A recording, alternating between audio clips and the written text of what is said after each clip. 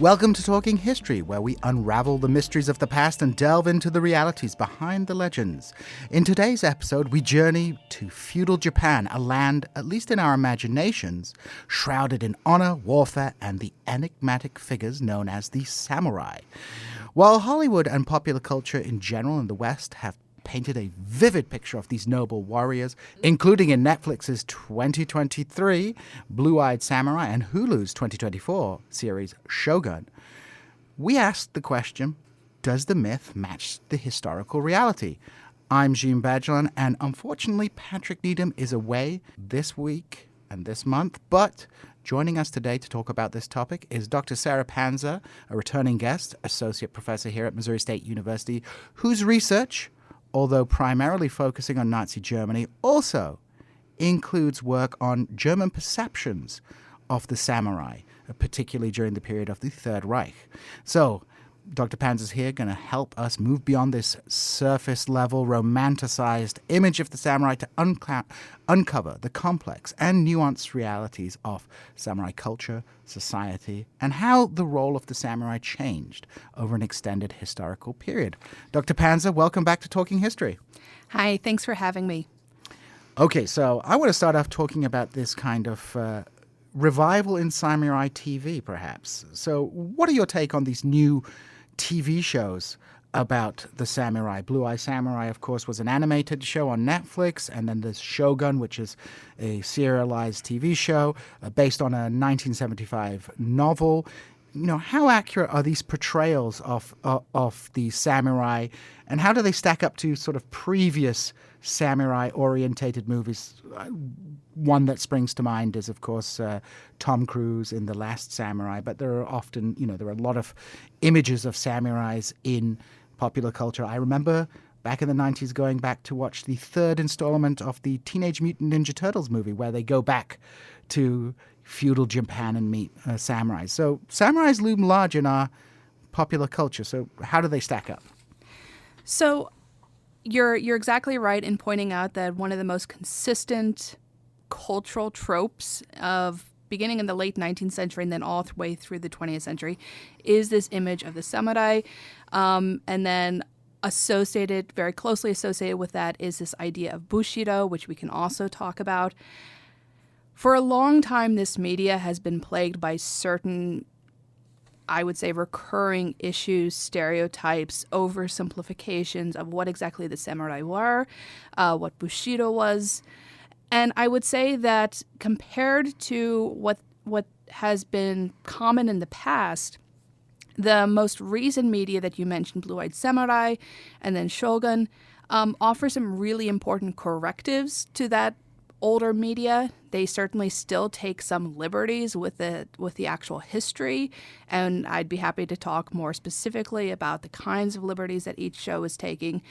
But I would say that there are some very useful correctives in how they are talking about Japan during the shogunate period. And I would just offer, as a way of getting into our conversation about this question of the historical reality of the samurai and Japan during the Tokugawa or Edo era, and our sort of media representations of it, is that you've mentioned twice already this idea of Japan as feudal, and I would very much push back on that. Okay. Why would you push back on this idea of feudal Japan? So one of the problems that we see with Japanese history, but with non-Western history more generally, is this tendency to try to understand non-Western, non-European cultures by using concepts and words from European history. And in this case, feudalism has a very specific history in the European context. What's happening in Japan beginning in the 11th, 12th century up until the mid-19th century, there are some surface similarities to the European feudal system. And of course, medievalists would argue with me that European feudalism itself also didn't exist in the way that we think it did. But in Japan, there are also some very meaningful differences in how the system is organized that make it very distinct from what's happening in Europe. And so one of the problems that I think this new media corrects is engaging with Japanese history and Japanese culture on its own terms, as opposed to trying to frame it through a European or a Western lens. Okay, well, so with that in mind, let's look at the reality of the samurai. Who are the samurai? I think, from what you're saying, we often compare the samurai in our minds to the Japanese version of knights, of these people who are noble warriors who follow a code of chivalry and conduct, etc., etc. And of course, even in the European context, this was not always the case. It's a kind of romanticized point of view that has come into being. So in Japan, who are the samurai? How do they fit into Japanese society? Indeed, when do they even come into being as a group in Japanese society? So that's a really good question, and I think this speaks to, again, one of the tendencies to flatten non-European and non-Western history into one sort of static moment, when actually the samurai as an institution, as a demographic, evolves a lot over time.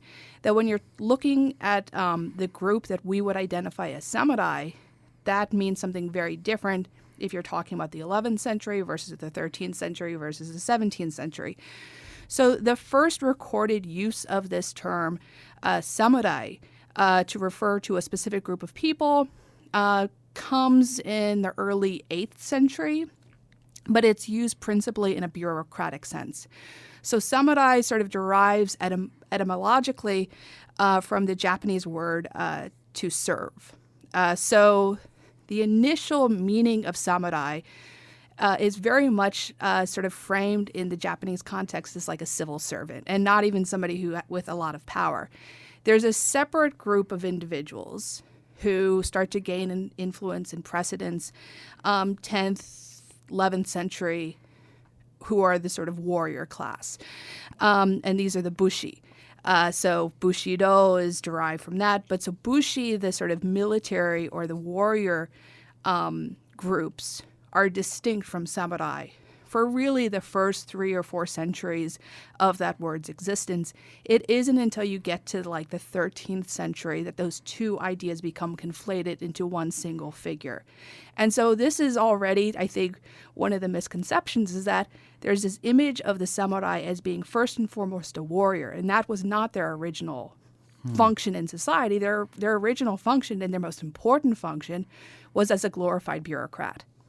Right, so they are sort of a member of the elite, but they're not a high member of the elite. And initially, this term is being used to refer to pen pushers. And it's only later that it kind of becomes allied with this concept of bushi, which is a warrior class. So we have a new kind of class coming into being, one that has both a military and a bureaucratic aspect to it, that has evolved over an extended period of time.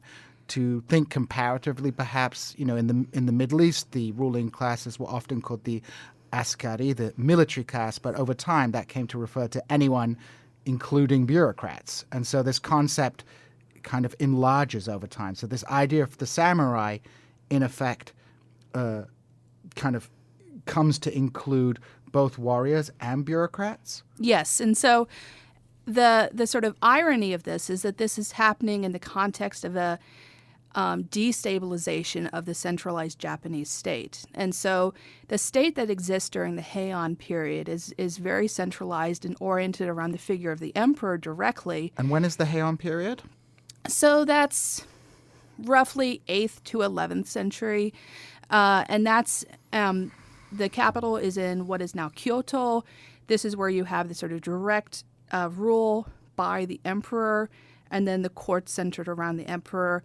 And this is also the point that Japan also has a hereditary nobility, who are again distinct from the samurai. So you have the imperial court, and as that court loses precedence, as its influence wanes, you start to see within that power vacuum more power being assumed by basically warlords, particularly from the East. And the reason why those warlords are able to gain in influence, gain in precedence, is through their ability to hire, support, feed, and act as patrons for these bushi.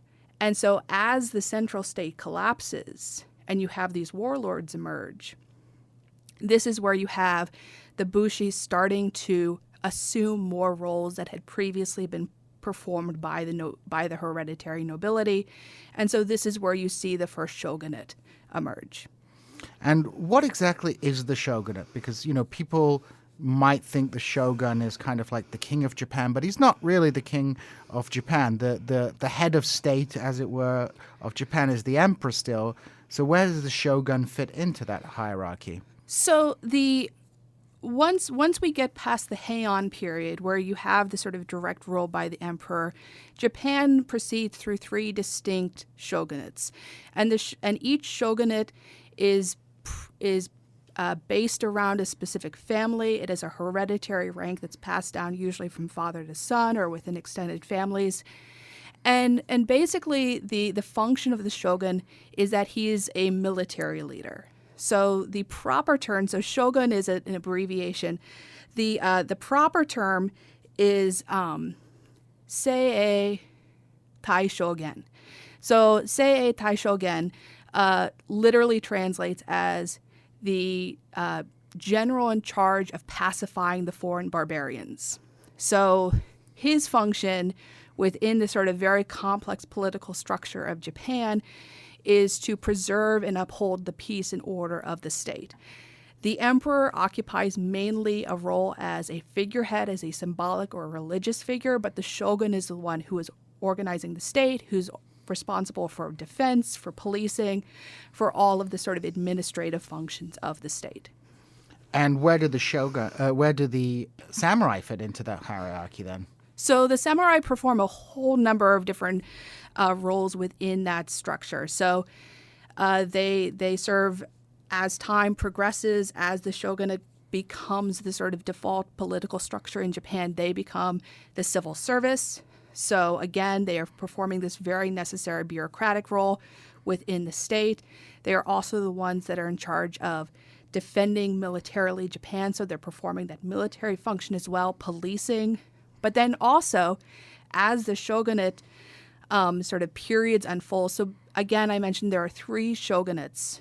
So the first is the Kamakura, the next is the Ashikaga, and then you have a break, and then the Tokugawa. And in each of those successive periods, one of the other really important roles the samurai come to perform is as patrons for the arts, for religion, for intellectual and scholarly pursuits. So along with all of their sort of bureaucratic and civil roles, they also become sort of the tastemakers of Japanese society. So they're not simply a warrior class of fighters and warriors, but they're kind of like Renaissance men, as it were, or at least they become like Renaissance men, fulfilling a number of different social functions within the Japanese elite during this period. That is the ideal. So what you see emerge once the samurai become this sort of established social institution is that the ideal samurai is someone who combines the qualities in Japan or in Japanese of bu and bun. So bu refers to the military arts, so someone who can ride, who can shoot, who can use a sword proficiently. But bun is intellectual and scholarly pursuits. So someone who is able to write poetry. So poetry was very much a skill that all good samurai practiced. Someone who could appreciate art, who could arrange a room, who patronized a religious institution. So over time, a lot of different Buddhist sects become associated with the samurai, Zen Buddhism in particular. So they really perform a number of different roles, and they start to become increasingly dominant in Japanese society. Now, the TV series Shogun is set in the 16th century. And from what I've seen of this show, there's a lot of fighting and a lot of violence taking place. And you mentioned there's a kind of interregnum between the final two shogunates. So is that part of the reason that we have this image of the samurai as warriors from this particular period of civil war in Japan, where they were important militarily? Yeah, so Shogun, both the novel and then also the series, is based in the very end of what's known as the Sengoku period, or the Warring States period, where you have this breakdown in political control. And specifically what you see happening at this time is during the Sengoku period, you have this whole proliferation of different warring clans, warlords. But the interesting thing about that is that there's also a lot of social mobility that's made possible by this, because what you see as Japan militarily starts to experiment with firearms, with cannons, which is something that Shogun talks about a great deal, and the question of European arms is very important to the plot of Shogun. As those weapons are introduced, you see a new way of waging war in Japan, which requires much larger armies. And so this is when you start to see infantry being introduced in a much more substantive way. The so-called ashigaru, who were in many cases peasants who were recruited, but then if they were able to perform, they were elevated to samurai rank. And so what you see happening during the Sengoku is you see a lot of people entering the ranks of samurai who previously had just simply been peasants or merchants or what have you. And so really during that period, the population of samurai expands. And then towards the end of the Sengoku period, they close ranks. So they actually issue an edict going forward that from that point on, samurai status is closed, no one else can enter. And the irony of that is that the man who issues this edict, Toyotomi Hideyoshi, who was one of the sort of three founders of unified Japan, himself was of peasant background. So he sort of establishes himself as ruling regent and then closes the door behind him. And so going from that point forward, samurai families are very much a fixed group, and this is the point where you don't really have social mobility. But speaking to your question about where our image of the samurai come from, certainly the Sengoku period is where we get this idea of the samurai as warriors as opposed to bureaucrats. So going into the 17th and 18th century, this period of civil war ends and we have a new shogunate, the Tokugawa shogunate, established. And this period is often seen as a period of peace and prosperity in Japan. So how did that affect the samurai? You have this period of civil war where there's a lot of social mobility, a lot of, the warrior aspect of the samurai is really important during that period. But suddenly you come to this period where peace has been established. How do the samurai fare in peacetime? And, perhaps this can bring us to Blue-Eyed Samurai, which is set during the Tokugawa shogunate period as well, when there is a shift taking place in Japanese society, and I'm assuming there isn't so much need for this huge warrior class. No, and in fact it's very inconvenient, because on the one hand, one of the prerogatives that's established for the samurai, what marks samurai as distinct from other social groups in Japan, is their right to carry the two swords. So they are marked militarily as a distinct group, and yet on the other hand, it is profoundly destabilizing for a state that's trying to centralize to have a bunch of men running around with swords. And so what you see is you start to see a more formalization of ethics and certain types of behavior that are expected of samurai. And you also see a lot more ritualization that goes along with the samurai, because as they are being moved increasingly into these sort of pacific roles as bureaucrats, as patrons of the art, that sort of identity as warriors needs to be sublimated into something else. And so this is when you start to see the sort of practice of swordsmanship being something that samurai take a lot of pride in, and they spend just hours and hours and hours practicing their swordsmanship, when of course in most cases there is never any real reason for them to actually use their swords. This is also where you see the formalization and ritualization of practices like seppuku or harakiri, which had been practiced up to this point. Which are the ritual suicides? Yes. So seppuku and harakiri basically mean the same thing. This is the practice where a samurai who had, if they had dishonored themselves or dishonored their lord, would be obligated to kill themselves. and this was done through slicing the belly. So in earlier periods, that was something that had happened very frequently in battle. So someone who had lost in a battle, and their choice was surrender or death. What you see in the Tokugawa or Edo period is you see this becoming much more ritualistic, to the point where samurai who are committing seppuku never actually cut themselves, that they would be beheaded before they drew their dagger. So there is a kind of ritualizing in the Tokugawa period of what it is to be a samurai. You have this codification taking place.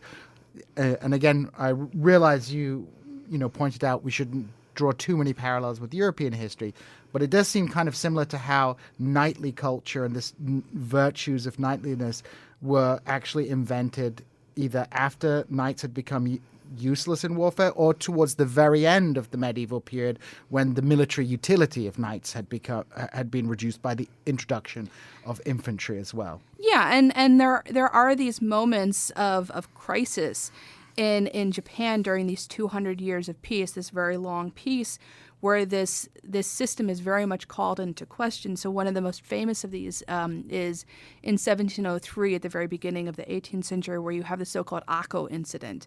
And for those listeners who are familiar at all with sort of Japanese popular culture mythology, this is the 47 Ronin story, or Chushingura, where you have these 47 retainers who, in order to avenge their lord, plot revenge. They plot for a whole year, and then they go storm the palace of this rival lord and execute him. And then, on orders of the shogun, they themselves commit seppuku. When this incident happened, at the time, it was profoundly criticized by a lot of Japanese intellectuals as, frankly, just stupid and wasteful of a lot of life. They were claiming that these were just, hot-headed young men who didn't really understand the sort of ethical responsibilities of the samurai, that they were acting out of some sort of personal motives rather than out of, authentic ethical feeling.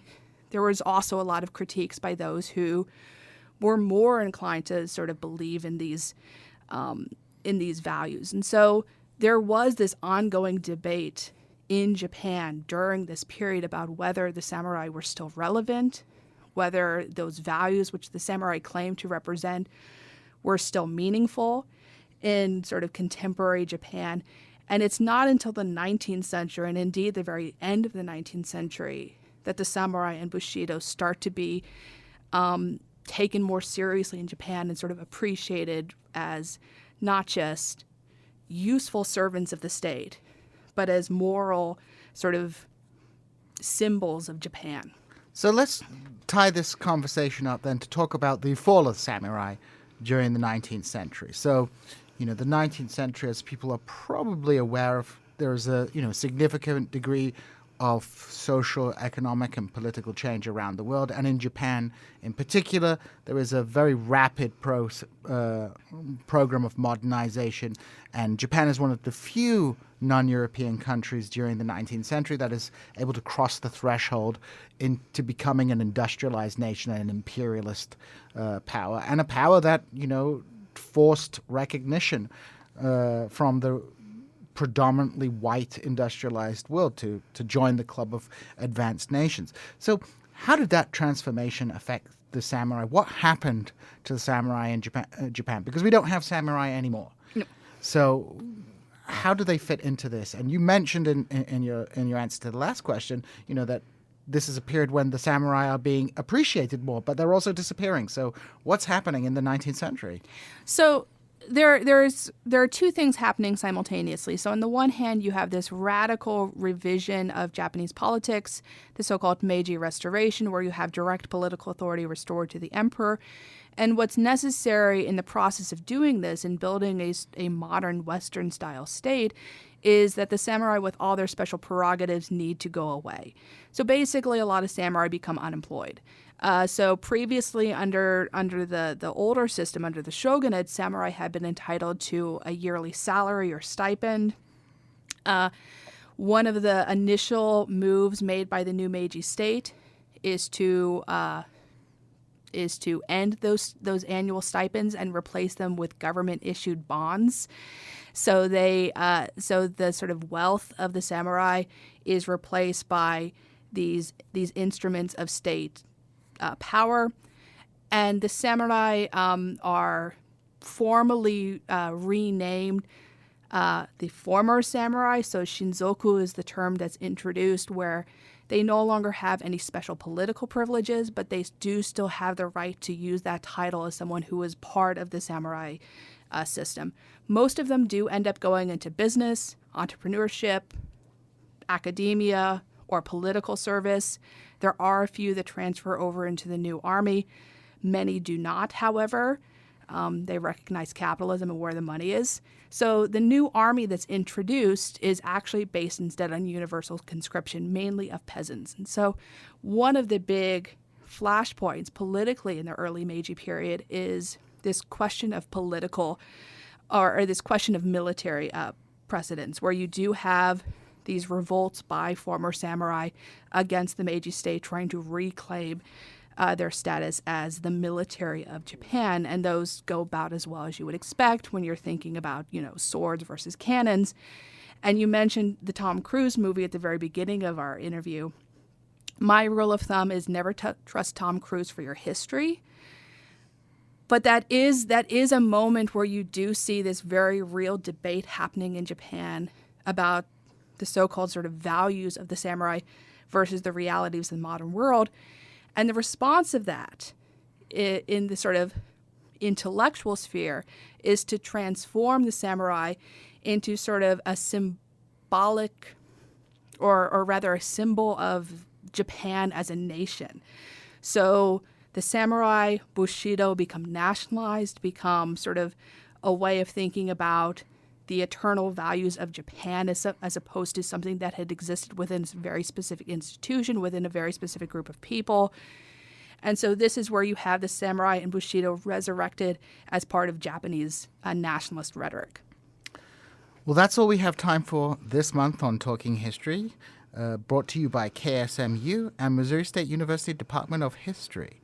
And if you'd like to hear more from our conversation with Dr. Panzer, as well as some additional discussion we'll be having about some of the TV series and some other samurai-related issues, you can follow us on our podcast, Talking History Extra, at ksmu.org.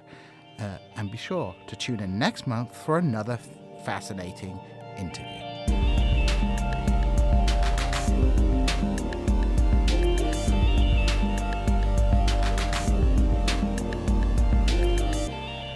Welcome back to Talking History Extra, where we continue our discussion with Dr. Panzer about the samurai, the myths, and the realities. So in the main show, Dr. Panzer, we were talking about the rise and fall of the samurai, and we got right up to the end of the 19th century where the samurai basically liquidated by the Japanese state, while at the same time being, at least culturally speaking, elevated to kind of near mythological kind of status, as no longer as this military of Japan, but of this kind of metaphysical embodiment of Japanese values. Can you talk a little bit about that? What's happening here? How does this mythologizing take place? Why does the Japanese state choose to valorize the samurai, a class that is actually a threat in some ways to these reforms? Why is it valorizing it? Why not some other element of sort of Japanese culture and society? Yeah, so basically what's happening is that during the Meiji Restoration, Japan is trying to remake itself as a modern state in order to preemptively fight back against the danger of European colonialism. So in order to not go the way of China, in order not to go the way of, multiple other states we could be talking about, there's really a two-pronged approach that the Japanese state is pursuing at the very end of the 19th century. One is to build up this sort of political and industrial infrastructure to compete by, making a constitution, building railways, building a navy, all that good stuff. The other part of that is making an intellectual argument for why Japan should be considered civilized. Because the logic of European colonialism was predicated on this idea that colonialism was necessary in order to save these poor, backwards people from themselves, right? This is the whole premise of the civilizing mission. And so one of the things that the Japanese recognized very early on during the Meiji Restoration is that in order to be taken seriously by European powers, not only do they need to equip themselves with the sort of material goods and institutions of modernity, they also need to make an argument for themselves rhetorically as a fellow civilized state. And the samurai and bushido are very useful in that way because, as you pointed out in the main part of the program, there are these surface level similarities to chivalry, to this idea of gentlemanly behavior that Japanese intellectuals are able to emphasize, to foreground in order to make this case that no, the Japanese don't need European intervention. They have their own national system of ethics that is comparable, if not even superior, to what the Europeans and the Americans can offer. And how is this received by Europeans? So there's a number of different reactions. So most immediately, Europeans are, I think, both scandalized and also just enthralled by the aesthetics of the samurai and bushido. So one of the really interesting phenomena you see in the late 19th century and the years preceding the Meiji Restoration, so even before you have this radical reform taking place, is that you have a phenomenon of young samurai, the so-called shishi, or the men of great determination, who are fighting against the intrusion by Western powers, the Americans, the British, etc. And very often these young men do this through acts of terrorism, through assassinations, through attacks on European businesses and individuals. And the European powers make this demand on the Tokugawa state that these men must be punished by committing seppuku. So seppuku, which had become so ritualized and formalized as to be practically not practiced anymore, is now being re-implemented in the mid-19th century at the insistence of Europeans who, frankly, are just, really, I think, it's a bit like, that wanting to see a car accident where the Europeans just cannot get enough of watching seppuku, even though that really had not been all that widely practiced before they started insisting on it. So this idea of the ritual suicide, the idea of the sword, the idea of all of this sort of aesthetic accoutrement that had accumulated around the samurai is something that Europeans find completely fascinating. And then this gets sort of hooked into European fascination with Japanese art, ukiyo-e, the wood block cuts, and flower arrangement and all that other stuff. So that's part of it. But then you also see alongside that, and this is where my own research is more focused on, is this argument that the samurai and bushido represent not just a comparable, but even a superior sort of moral alternative to Western modernity and to Christianity.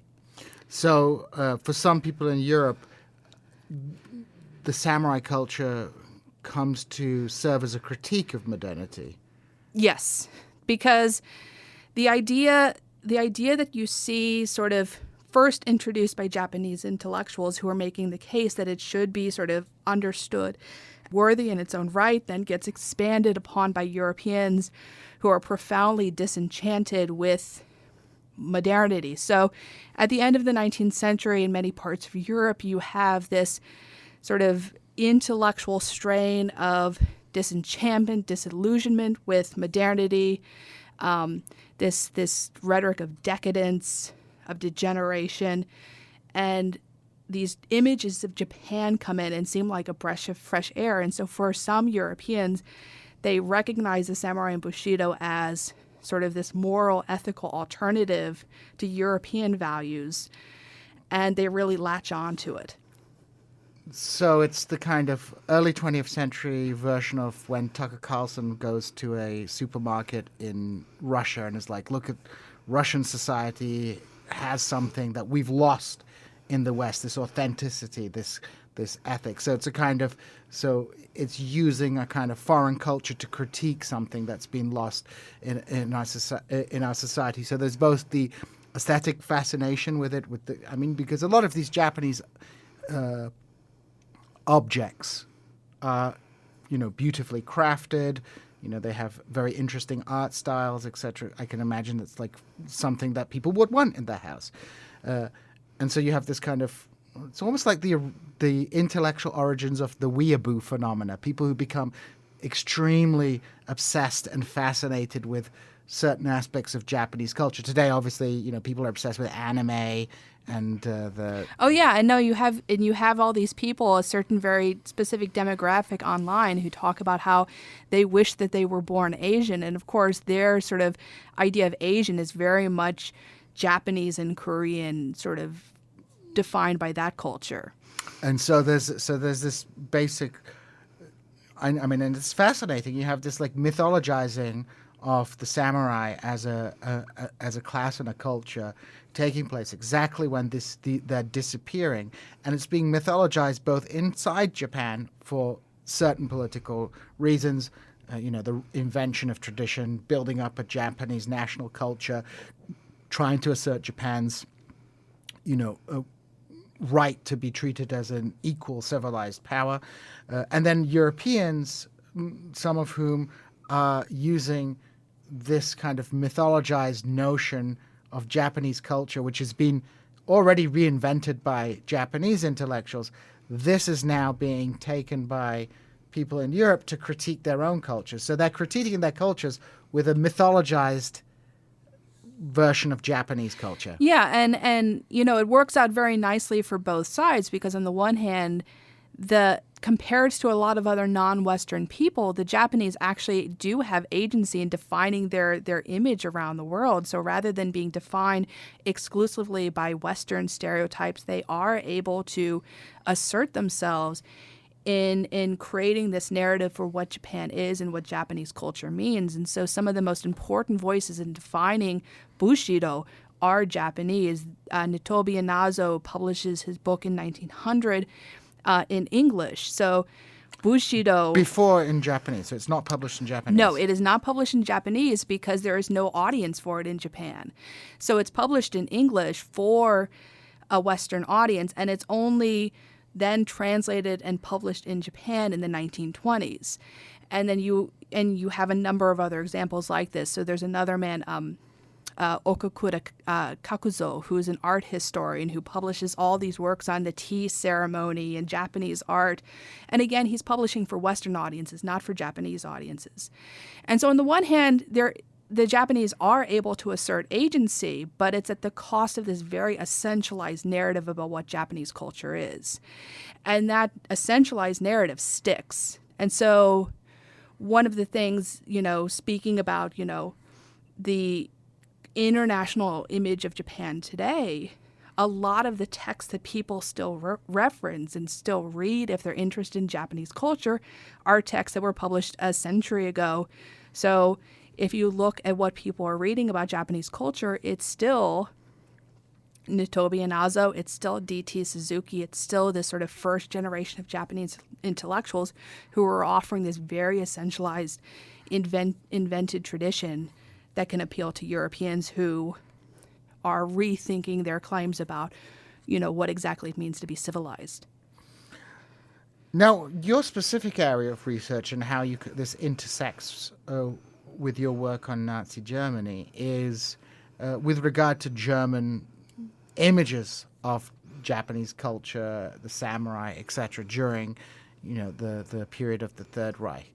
And one of the things I found interesting in your work is this challenge to the idea that the Nazi Germany's perception of Japan and perception and the way that Japanese were presented in German propaganda was a kind of result of political expedience. Germany is allied with Japan, even though Japan doesn't fit the appropriate racial categories for the Germans. They're going to do propaganda in favor of their allies. But your work challenges this idea by saying that actually Nazi Germany had to contend with actually a quite well-established pre-existing notion of who the Japanese were, and at times that it didn't even work for German foreign policy, because I think people may not be super aware of this, but up until the mid 1930s, Nazi Germany had a very productive relationship with nationalist China. Yeah. So for a long time, one of the sort of ongoing questions about the German-Japanese alliance during the Second World War is this question about how does that fit? How can we reconcile with the ideology both of Nazi Germany, but then also Imperial Japan? Because as you say, there is that question of race. And for a long time, that problem was resolved by historians by simply saying, well, they just made up sort of any excuse. They sort of explained it after the fact in order to justify this relationship. And so this was often described as a hollow relationship or a marriage of convenience. And for me, looking from or taking that top-down perspective of focusing on the state as trying to fit its messaging to the reality of the alliance is putting the cart before the horse, because actually there's this very long-standing discourse that existed in Germany. And for me, I trace this back to the Russo-Japanese War, in which there are these individuals in these groups who are making this very strong argument that the Germans and Japanese are actually natural allies. And so rather than the Nazi regime sort of inventing something out of whole cloth, rather, they're appropriating a strain of discourse that had existed for 4 decades. And of course, that makes sense logically when you think about it, because it's a lot easier to sort of take an idea that has already been in circulation and adapt it for your purposes, rather than simply trying to invent an entirely new narrative and expecting people to get with the program. So, how does this narrative emerge in Germany? You mentioned the Russo-Japanese War of 1904-1905. For our listeners who are not familiar with that war, this was Japan's debutante ball, as it were, where Japan had been modernizing. They'd scored a big victory over China in... yes, but of course China... But China doesn't count. No. But Russia was their victory over a European power. And so... how does this play into the German discourse? Why was this picked up by German intellectuals? So, and you're exactly right. There had been the Sino-Japanese War, which the Japanese did very well, but it was their war against Russia that really forced many Europeans, but also peoples in other parts of the global South as well, to sort of take them seriously. And I think what makes the Russo-Japanese War really important is because there already had been this sort of rhetoric around Bushido circulating in Europe. There had already been rhetoric around the samurai. But what the Russo-Japanese War represented, and I think this was really the sort of important point, is that on the one hand, you have this rhetoric that what the Japanese were doing was in some way a continuation of the samurai spirit. But aligned with that, you have the fact that they are also using very capably modern military technology. And so you have the naval battles, the Battle of Tsushima, where the Japanese Navy basically demolishes the Russian Baltic fleet in the matter of a few hours. And so it's that combination, that synthesis of modern military technology with this older sort of cultural value of Bushido that is incredibly attractive to a lot of Europeans, and particularly to Germans, who at this time very much felt like they were losing the sort of global competition for markets, for territory, for space to the British Empire. And so the Japanese are almost a solution to this problem that had been plaguing German nationalism for, by that point, several decades. So how does this develop then between the Russo-Japanese War and the Nazi period? I mean, is there a kind of popular fascination with Japanese culture? Is it an intellectual fascination? Does Japanese culture come to influence, German popular culture during this period? I mean, like, thinking again with the modern day, we see a lot of influence of Japanese animation styles, Japanese storytelling styles in American pop culture today. You go to the dollar stores in America and it's full of like Japanese writing. People get Japanese tattoos on themselves. There is a kind of fascination with Japanese culture. Is there a similar process taking place in Germany, and the Nazis are building off on that? Yeah, so there are a number of different ways of looking at how that actually unfolds. One of the examples I really like is martial arts. So martial arts had sort of existed very much in the background of this relationship prior to the Russo-Japanese War. And in the immediate aftermath of the Russo-Japanese War, you have several Japanese naval vessels who do sort of goodwill tours around Europe, going up into the Baltic Sea and visiting major German ports, and they give exhibitions of jiu-jitsu and then later judo as well. And the Germans are just completely fascinated. So the first studio for German citizens to learn jiu-jitsu opened in Berlin in 1905. So they were offering classes in jiu-jitsu. The Berlin Police Department starts offering courses for its officers in jiu-jitsu in 1912. So this is considered sort of the new way of pacifying crowds without having to draw guns. So martial arts sort of form their own very specific